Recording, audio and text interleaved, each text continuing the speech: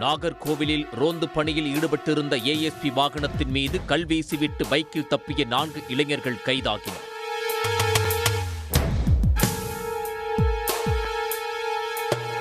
கன்னியாகுமரி மாவட்டம் நாகர்கோவில் ஏஎஸ்பியாக இருப்பவர் லலித்குமார். இவர் நேற்றைய தினம் இரவு ரோந்து பணியில் ஈடுபட்டுள்ளார். இரவு 11:30 மணியளவில் நாகர்கோவில் சந்திப்பு அருகே உள்ள பெட்ரோல் பங்கில் போலீஸ் ஜீப்புக்கு காற்று நிரப்பிவிட்டு வந்து கொண்டிருந்தார்.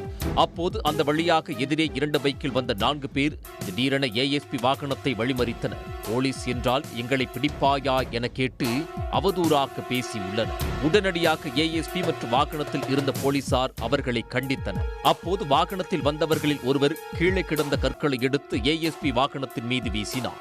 இதில் முன்பக்க கண்ணாடி உடைந்தது. இந்த சம்பவத்தில் ஏஎஸ்பி காயமின்றி தப்பினார்.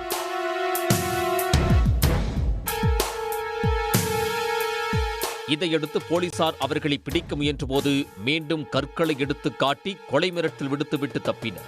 இதையடுத்து ரோந்து போலீசாருக்கு தகவல் கொடுக்கப்பட்டு ஆங்காங்கே தேடுதல் வேட்டை நடைபெற்றது. இந்த சம்பவத்தில் போலீஸ் வாகனத்தின் முன்பக்க கண்ணாடி உடைந்ததால் அது குறித்து நேசமணி நகர் காவல் நிலையத்தில் புகார் அளிக்கப்பட்டு வழக்கு பதிவு செய்யப்பட்டது. பைக்கில் தப்பி ஓடியவர்களை பிடிக்க இன்ஸ்பெக்டர் அருள் பிரகாஷ் தலைமையில் SI Arumugam, sub inspector Vijayan உள்ளிட்டோர் கொண்ட தனிப்படை அமைக்கப்பட்டு விசாரணை நடைபெற்றது.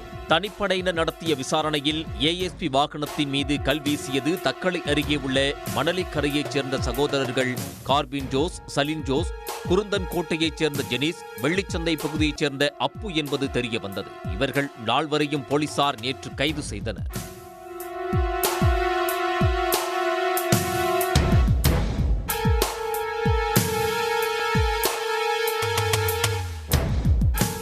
அவர்களிடம் இருந்து 2 பைக்குகளையும் பறிமுதல் செய்தனர். கைது செய்யப்பட்ட 4 பேர் மீது வேறு வழக்குகள் உள்ளதா என்பது பற்றி விசாரணை நடைபெற்று வருகிறது.